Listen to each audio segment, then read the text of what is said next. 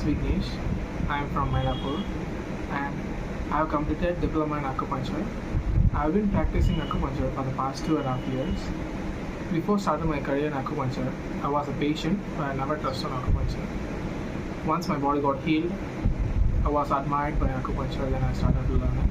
And then I am here applying for a certification from World Skill Council. Thank you.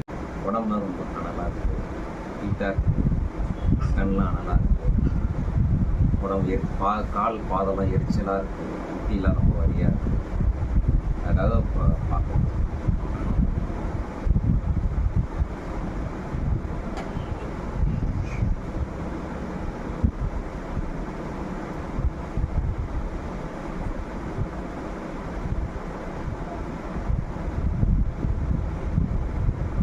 நீங்கள் என்ன வேலை பண்ணுறீங்க? இளநீர் வியாபாரம்.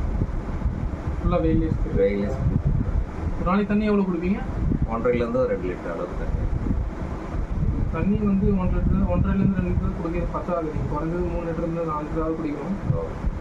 ஏன்னா நீங்கள் தண்ணி குடித்தாலே உங்களுக்கு பாடிக்கு குறையும். நார்மலாக வீட்டில் இருக்கவங்களே அந்த அளவு தண்ணி குடிச்சா உடம்பு நல்லாயிருக்கும். நீங்கள் ஆக்சுவலாக வெயில் சுற்றிட்டு இருக்கீங்க, 3 லிட்டர் 4 லிட்டர் தாராளமாக தண்ணி குடிக்கலாம். சரி. அது இல்லாமல் நீங்கள் வந்து இது மாதிரி குளிர்ச்சியான பொருளை எடுத்துக்கோங்க. பாதாம் பிசின் பாலில் கலந்து ஒரு தண்ணியில் ஊற வச்சு பாலில் கலந்து குடிங்க. அதேமாதிரி வெந்தயம் தண்ணியில் வந்து ஊற வச்சு காலைல வெறும் வயிற்று குடிங்க. ஒரு நாள் to ஒரு நாள் குடிங்க. அதே மாதிரி எல்லையை எடுத்துக்கோங்க. சரி, சரிங்களா?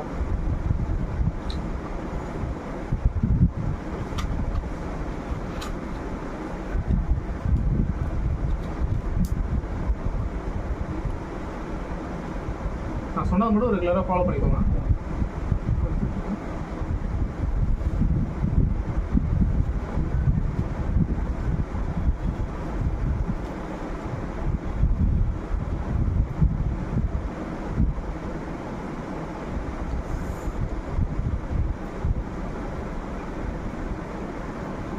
This patient has a complaint of hyperheat in body and has a knee pain and a dryness in skin, and he's been working under the sun for the entire day, and I have advised him and drinking 1.5 to 2 liters of water.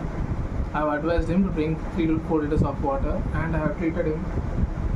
Our diagnosis is pulse and the pericardium channel was too high, so I have treated with the pericardium water point, and I have advised him to drink 3 to 4 liters of water and to intake fenugreek soaked in water in an empty stomach, and to take tender